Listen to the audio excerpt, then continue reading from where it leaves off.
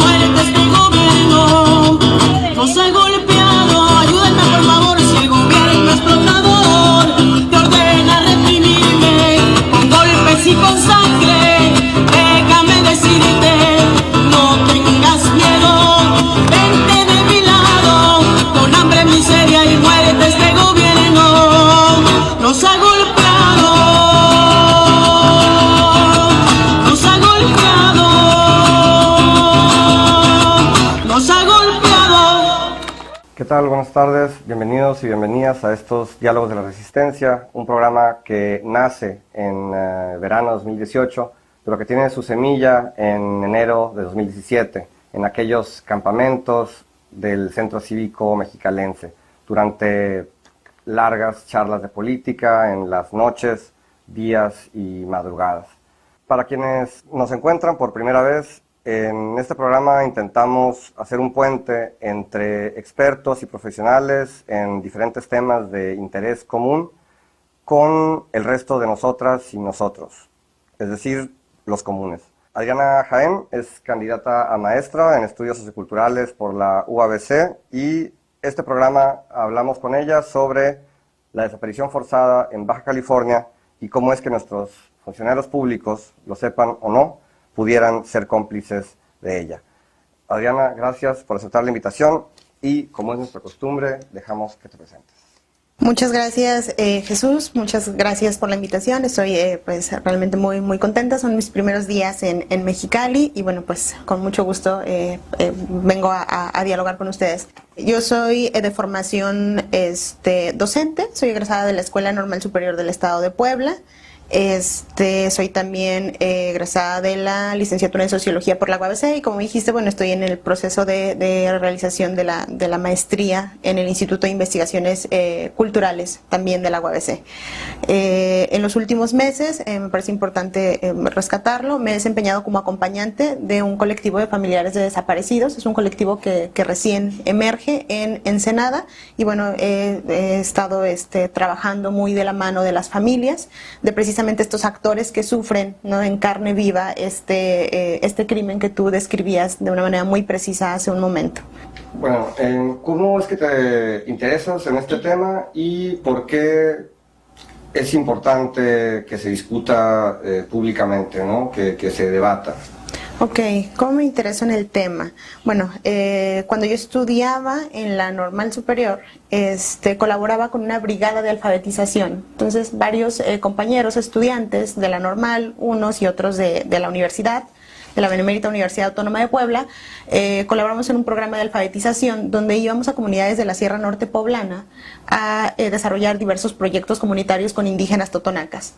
El recuerdo que yo tengo ahorita y que me viene a la memoria es un día en la comunidad, ¿no?, en casa de don Miguel y doña María, donde ellos nos reciben muy contentos como cada vez que nosotros íbamos y empiezan a contar, ¿no?, cómo en medio de una historia muy amplia, ¿no?, de parte de la cotidianidad de estos indígenas, ellos dicen que los soldados se llevan campesinos, ¿no? Y es el primer recuerdo que yo tengo en torno al tema, ¿no?, el primer acercamiento que tengo en torno al tema de la desaparición forzada, ¿no? Don Miguel dice, aquí los soldados vienen y se llevan campesinos y otras veces los matan, ¿no?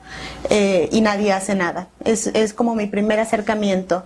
Después, entre otras cosas, tardaría muchísimo, ¿no?, en contar cómo llegó exactamente, pero otro acontecimiento que también me impulsa mucho a adentrarme en el tema es Ayotzinapa, ¿no? Igual en mi formación y en mi trayecto por la Normal Superior conozco diversas de las escuelas normales rurales del país, ¿no? Ayotzinapa, Milcingo, Tiripetío en Michoacán, Mactumaxá, Chiapas, Teteles, Puebla, Panotla, Tlaxcala, y en este contacto con las normales rurales yo me formo políticamente hablando, ¿no? Entonces yo puedo decirlo, tengo una fuerte influencia del normalismo rural, pese a que yo no soy egresada de una normal rural. Y bueno, después migro a Baja California, llego aquí y después de algunos años de estar aquí, un día como a todos, ¿no?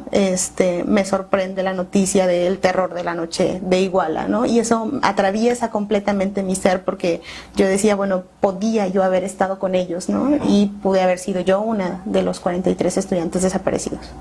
¿Cómo resumirías la importancia del tema, del debate, de debatirlo, de hacerlo público? Es un tema importantísimo, y es un tema del que no se habla, ¿no? Es un tema del que, como tú mencionaste, en la década de los 60s y los 70s, ¿no? Prácticamente estaba totalmente estigmatizado, las autoridades negaban que existía el problema de las desapariciones, no era como aquí no pasa nada. Ahora creo que al menos ya reconocen que hay un problema en torno al fenómeno de la desaparición forzada, al crimen de la desaparición forzada, pero nadie quiere entrarle, ¿no?, a dialogar, nadie quiere entrarle como a trabajar.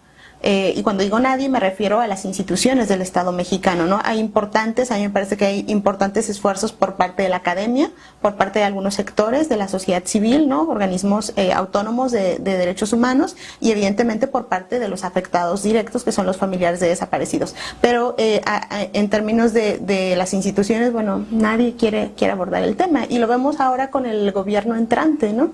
Con el gobierno que está en transición, que yo creo que más adelante vamos a hablar de eso. Entonces, es esencial abordar este problema, porque estamos hablando de vidas, ¿no?, de vidas humanas colapsadas. Para darle contexto, bueno, se ha mencionado, ¿no? Empieza en el caso mexicano, ¿no? O al menos tiene cobra relevancia en los años 60, los 70, es la Guerra Sucia, pero también hay un contexto de una guerra fría en el mundo, ¿no? Está el mundo de Estados Unidos, el capitalismo, y también está el mundo soviético, ¿no?, con esta propuesta socialista, ¿no?, entre comillas. Las desapariciones se dan con guerrilleros, sindicalistas, gente obviamente relacionada a los movimientos sociales, y de repente en los 80s bajan, digamos, como que hay una especie de valle, ¿no?, o sea, los años de Reagan y de esta transición donde se está cayendo la URSS.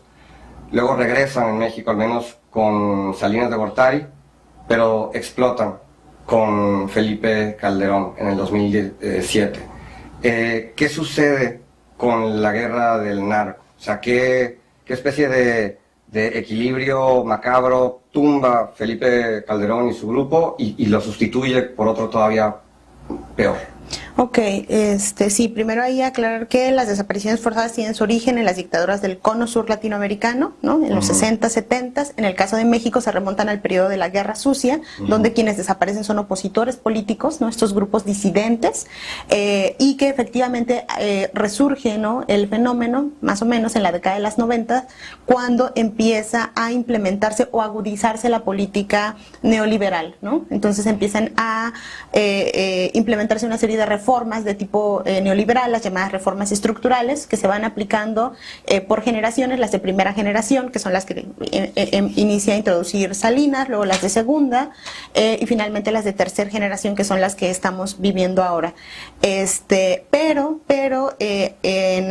a nivel, digamos, de diversos análisis, no tanto académicos como de politólogos, se habla de un resurgimiento del fenómeno en el contexto, para el caso concreto mexicano, en el contexto de esta declaratoria de guerra al crimen organizado que hace Felipe de Jesús Calderón Hinojosa, ¿no?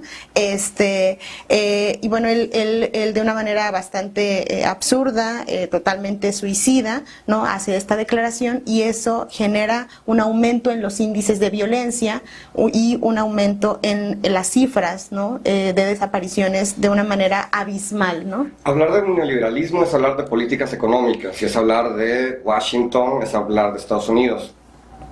En ese sentido, o sea, esto no es solamente un fenómeno mexicano, entonces es un fenómeno que va más allá de nuestras fronteras. Sí, sí, es un fenómeno que es una práctica represiva que ha sido utilizada por diferentes estados desde antaño y que tiene como trasfondo el control poblacional, que tiene como trasfondo evitar la reivindicación de derechos. Justamente vemos que en aquellos lugares donde se empieza a agudizar las políticas neoliberales, ¿no? Es en aquellos lugares donde se están aplicando ya de manera mucho más agresiva estas políticas privatizadoras. Entonces hay una vertiente que nos indica que lo que realmente está detrás de las desapariciones, ¿no? Es esta agudización de la política neoliberal, ¿no? Donde obviamente nos empiezan a privatizar cuestiones elementales, nos empiezan a negar derechos elementales, la gente reacciona, protesta, se organiza, dice no estoy de acuerdo, y entonces el Estado responde agudizando sus formas de represión, ¿no? Y entonces criminaliza a los opositores, a los defensores de derechos humanos, a los ecologistas,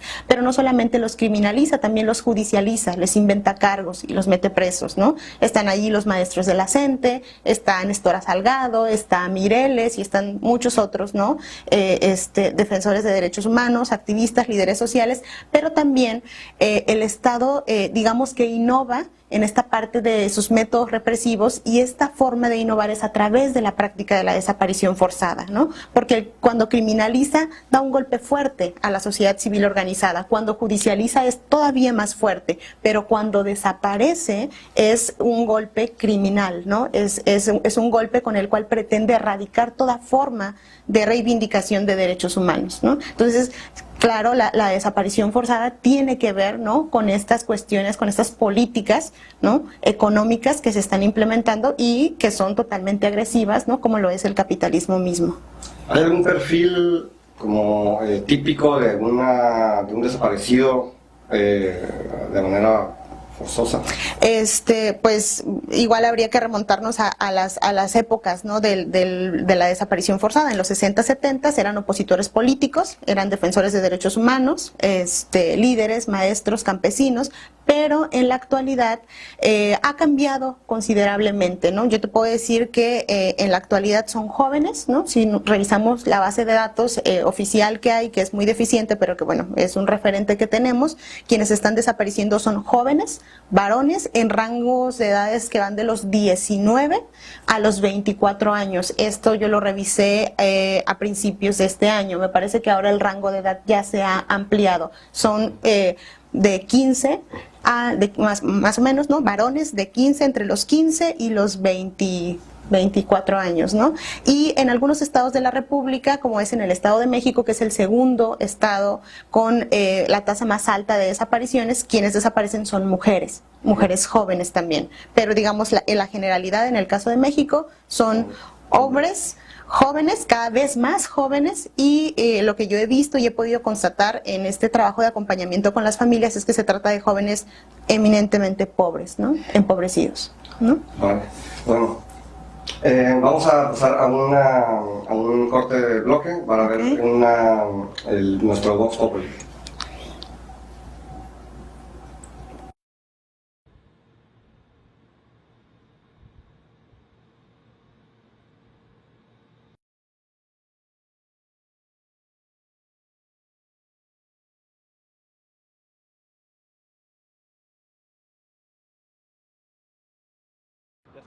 No, la verdad no conozco mucho, aparte de la de los 43, hace ya un buen rato que pasó eso. Pues es extraño que sea tan común y yo creo que es algo que debería de tratarse con más importancia, no sé, no he visto que realmente hagan nada al respecto con cada una de esas desapariciones que han pasado.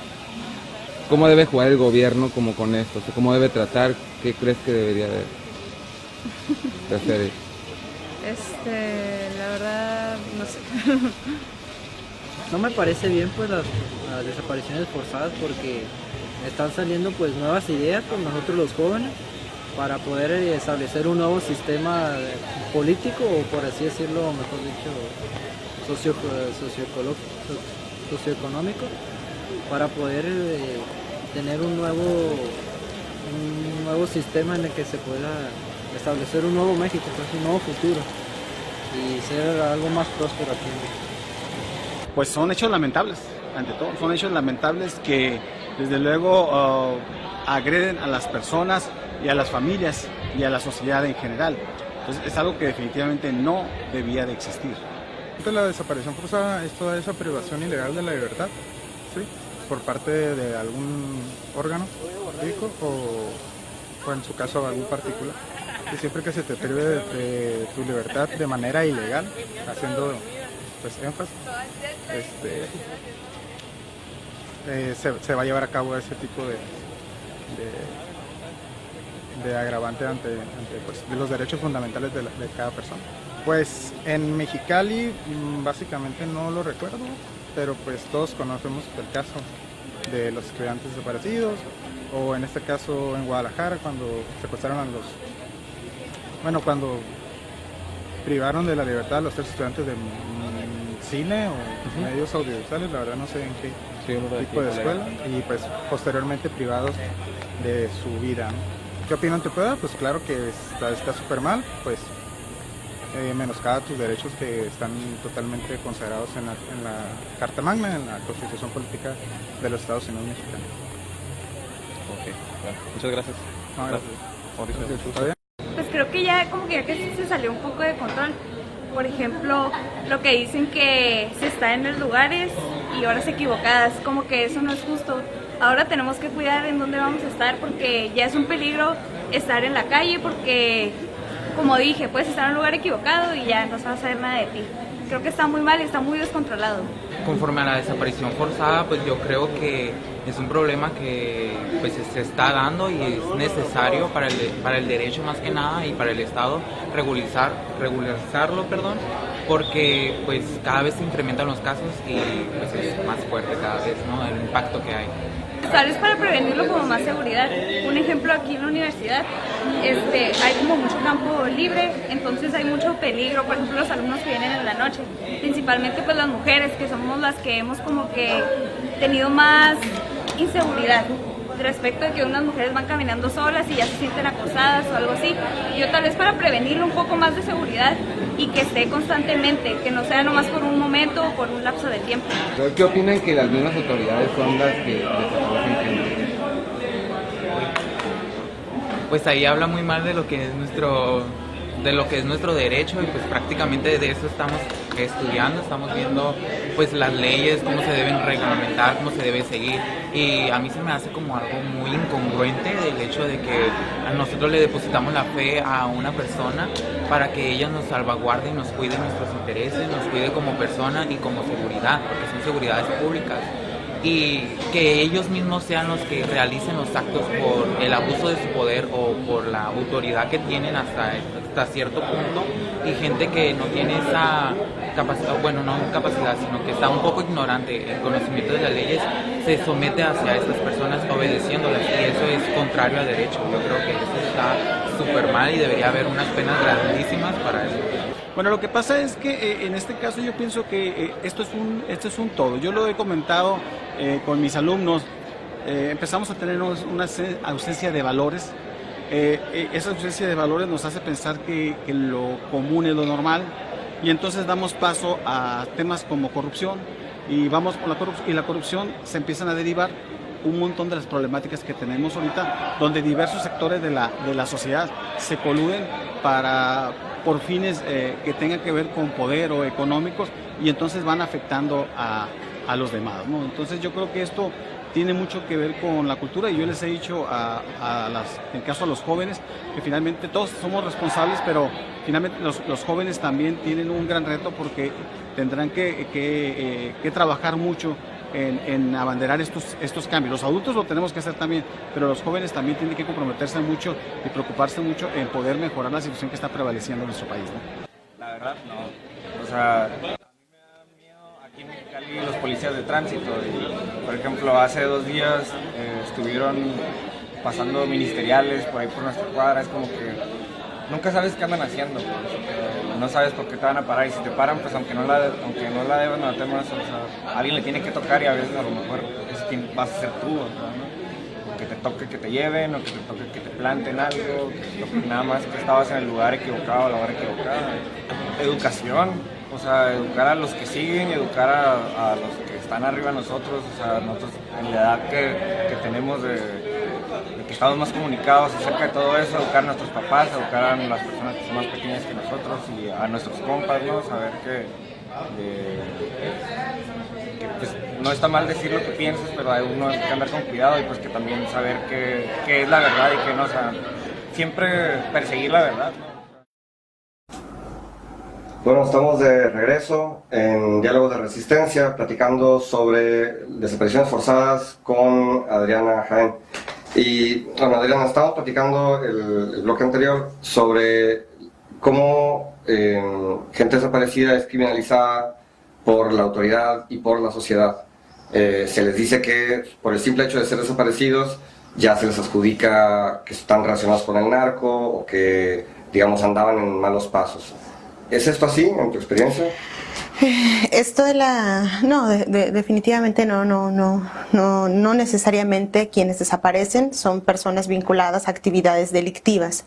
Pero lo que vemos detrás de esta artimaña de la criminalización de los desaparecidos es un intento por deshumanizar a la víctima. Y entonces, al deshumanizarla, entonces, bueno, no es un humano, era malo, ¿no? Se lo merece. Qué bueno que se lo llevaron. No tenemos que hacer nada. El Estado no tiene por qué, esa es su lógica, ¿no? Esa es su lógica. No tenemos por qué invertir en alguien que ya era un lastre para la sociedad. Pero detrás de este discurso, ¿no?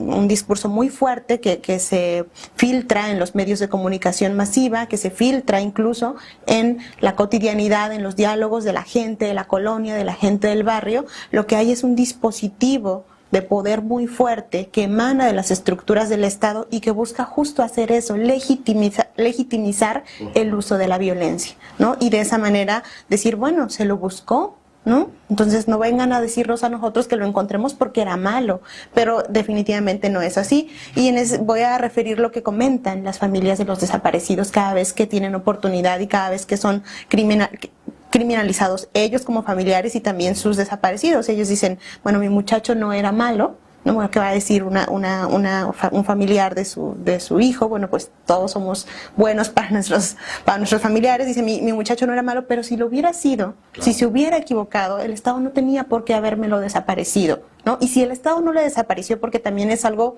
que las autoridades refieren, ¿no? Ellos dicen, no es cierto, nosotros no, eso no puede hacer ese señalamiento, señor, eso es grave, no, usted no tiene pruebas. Posiblemente no hay pruebas contundentes, pero hay muchos casos donde hay presunción de participación del Estado y por eso hablamos de desapariciones forzadas, aunque también hay desapariciones cometidas por particulares.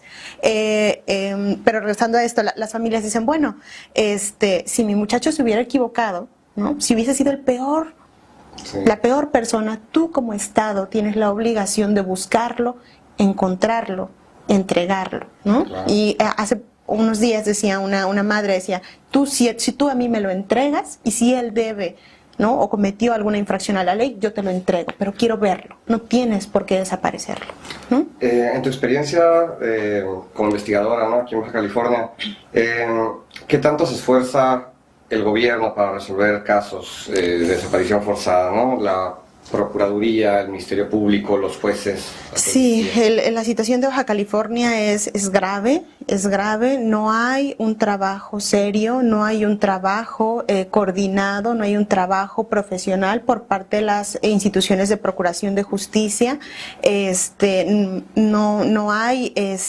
una estructura institucional que dé certidumbre a las familias y que las familias digan, bueno, yo sé que en cuanto voy y pongo mi denuncia, lo van a buscar, van a investigar. Eso no está ocurriendo en Baja California, ¿no? Y en parte es porque hay presunción, de acuerdo con información de las mismas familias, de que muchos funcionarios públicos, policías ministeriales, municipales o de otras corporaciones, ¿no? Están coludidos con estos grupos del crimen organizado, ¿no? Y es por ello que estamos viendo esta irrupción, ¿no? Esta agudización del fenómeno de la desaparición forzada. Pero estamos mal en Baja California, mientras mientras otros, te decía en el bloque anterior que a diferencia de la década de los 60, donde no se reconocía la existencia del delito, ahora sí, el Estado ya está diciendo sí, tenemos un problema con las desapariciones y las familias han obligado al Estado a arrancarle instrumentos para acceder a la verdad y a la justicia y encontrar a los desaparecidos. Sin embargo, Baja California está en pañales. Algunos estados ya han avanzado en la constitución de sus fiscalías especializadas de búsqueda de personas desaparecidas y es algo que Baja California no tiene, ¿no? No hay una unidad estatal de búsqueda de personas desaparecidas, no se está llevando ni se está siguiendo el protocolo homologado de búsqueda, ¿no? Con cosas tan sencillas como, por ejemplo, que a partir de la promulgación de la ley, una ley nueva, una ley general en materia de desaparición forzada, que surgió en noviembre del año pasado, las procuradurías están obligadas a iniciar una carpeta de investigación desde el momento en que la familia pone una denuncia por desaparición, ¿no? Y tiene la obligación de tomar la denuncia de manera inmediata, porque la experiencia dicta que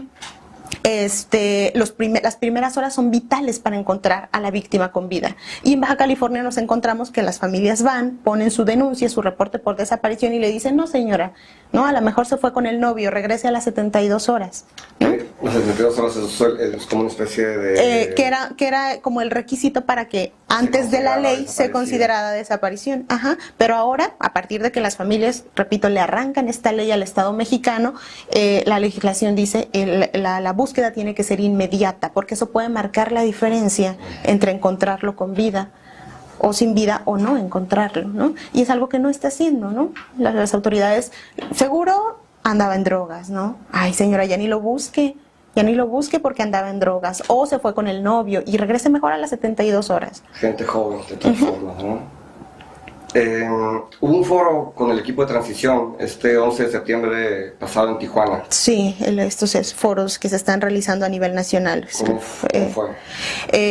Hubo participación mayoritaria de víctimas de delitos, pero en particular de víctimas de desapariciones, ¿no? En el caso de Baja California ocupa el lugar número 7 a nivel nacional en materia de desaparición, con una cifra oficial de 1.200, más o menos 1.200 desapariciones. Sobre esa cifra, ¿es en cuestiones, digamos, números totales o es en relación a población?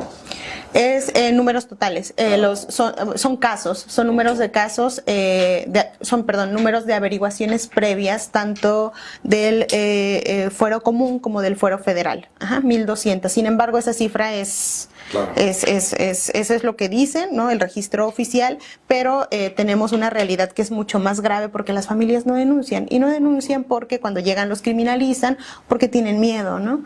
Entonces, bueno, en el foro se discutía mucho esta propuesta que hace el gobierno transicional de la amnistía, ¿no? Y a resumidas cuentas, la postura de la mayoría de las familias es ni perdón ni olvido, justicia. Hubo un debate muy interesante donde algunas madres decían, yo sí estoy dispuesto, porque parte de lo que demandaba el foro era esta cuestión y una reflexión en torno a la necesidad de la pacificación, de la reconciliación, una onda muy que a mí me parece necesaria, pero que hace ruido a quienes han sido víctimas de desaparición forzada, pero algunas madres se posicionaban a favor y decían, yo sí estoy dispuesta a perdonar si me dices dónde está mi hijo, ¿no? Y eso generó ahí un poco como de un debate muy interesante, pero que finalmente, ¿no? Fue concluyente en el sentido de que las familias decían, ¿no? Claro que queremos pacificar y terminar esta tragedia y este horror nacional, ¿no? De más de 36,000 desaparecidos, claro, oficiales, ¿no? Oficiales, ¿no? Hay cifras de la sociedad civil organizada que hablan de 200,000 desaparecidos o hasta más. Claro que queremos terminarlo, pero no a costa de que sigamos en la impunidad. Entonces, algo que se demandaba en el foro al gobierno transicional era que implementara, ¿no? Que trazara una ruta que permitiera garantizar verdad, justicia, reparación y no repetición para las víctimas de desaparición forzada. Entonces, en ese sentido se giró la discusión en este foro. Fue muy impactante en una de las participaciones donde el presidente de una asociación de búsqueda de desaparecidos de Tijuana, que no sé si ubicas, Fernando Segueda, al tomar la palabra, él decía, nosotros no tenemos que darle el perdón a nadie, son las autoridades las que tienen que pedir perdón a las víctimas. Entonces fue muy impactante, fue un foro de mucha reflexión, de un debate muy, muy interesante, muy rico, pero también donde se podía sentir a flor de piel el dolor de las víctimas. Bueno, estamos entrando a la parte final del programa. Entramos a la parte de qué podemos hacer como sociedad, qué nos toca hacer, no para resolver o acabar con la situación, porque es un tema muy complejo, ¿no? Hay muchos factores. Se mencionó al principio el neoliberalismo, que son los dineros internacionales, las reformas estructurales en México, la presión del capital internacional, extranjero, vinculado al gobierno, a las autoridades, una especie de terrorismo de Estado que ignora, digamos, que criminaliza a su propia gente para no tener responsabilidad sobre ella. Pero entonces, bueno, si no acabar con esa situación, mejorarla, ¿no? ¿Qué podemos hacer como simples, entre comillas, padres, madres, estudiantes, asalariados, consumidores, vendedores? Es una pregunta compleja, dada la naturaleza, ¿no? del problema, ¿no? de la tragedia de las desapariciones, pero yo creo que parte de lo que podemos, y yo creo que debemos hacer como ciudadanos, es organizarnos, ¿no? Es organizarnos, porque pedirle justicia a un Estado coludido, y eso lo sabemos todos, ¿no? El Estado mexicano es un Estado que está coludido, es un narcoestado, ¿no? Pedirle justicia al perpetrador de la violencia es de risa, ¿no? Entonces yo creo que parte de lo que nos toca es organizarnos, ¿no? Es organizarnos, es acompañar a las víctimas, ¿no? En este proceso de búsqueda de justicia. Entonces, creo que por ahí tendría que ir, aunque bueno, pues no es una receta de cocina, ¿no? Sí. Más bien hay mucho trabajo que hacer, hay que construir. La academia juega un papel importante, juega un papel muy importante, pero donde también nos damos cuenta que no basta solamente analizar o abordar el tema desde la academia o desde esa perspectiva científica, ¿no? Necesitamos, ¿no? tener un posicionamiento político, y este posicionamiento político, a mí me parece, tiene que ir orientado a terminar esta situación de violencia que mata, que desaparece, que criminaliza, que judicializa, y un posicionamiento político que exija un alto a la impunidad, ¿no? Y en eso bueno, pues hay una tarea grande, ¿no? De manera concreta, para el caso baja californiano, bueno, pues nos tocaría ahorita, por ejemplo, presionar, ¿no? Exigir al Congreso local la aprobación de la Ley Estatal de Víctimas, ¿no? Baja California es una de las 2 entidades a nivel nacional que no tiene una ley de víctimas. Guanajuato tampoco tiene, pero tiene un fondo de apoyo, ¿no? Para casos emergentes. Baja California no. Por tanto, cuando una familia o una persona, un ciudadano es víctima de un delito, queda totalmente a la indefensión, ¿no? Y bueno, entonces tocaría ahorita, ¿no? Exigir al Congreso local la aprobación de la Ley Estatal de Víctimas. Es una ley que los diputados nos deben ya de tiempo atrás, que fue vetada ya en 1 o 2 ocasiones, si no mal recuerdo. Tocaría exigir, ¿no? que la aprueben y acompañar en el proceso para que se cree la Comisión Ejecutiva de Atención a Víctimas y que se le asigne un presupuesto suficiente, porque de nada nos serviría tener la ley y la comisión si no va acompañada de un presupuesto que la permite, que permita, ¿no? que permita accionar. Entonces eso sería parte, ¿no? como de lo que pudiéramos trabajar desde la sociedad civil. ¿Pudieras identificar a aliados y enemigos en Baja California sobre el tema?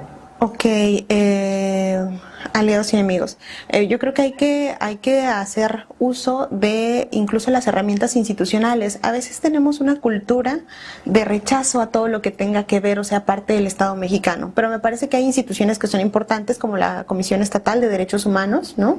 que está ahí para precisamente ser acompañante en procesos como estos. Entonces yo creo que hay que utilizarla, ¿no? Hay que utilizarla, aunque de repente tiende a ser, a las familias, ellas comentan, es muy burocrático, son papeles y no me ayudan, pero es una herramienta. Pero también están las organizaciones no gubernamentales, por referir al licenciado Ramírez Baena, y yo creo que más aliados que la gente misma, ¿no? que la experiencia, ¿no? Política, porque algo que vemos también en el tema es que las familias y las víctimas se politizan, en medio del dolor se politizan, y entonces irnos juntando, ¿no?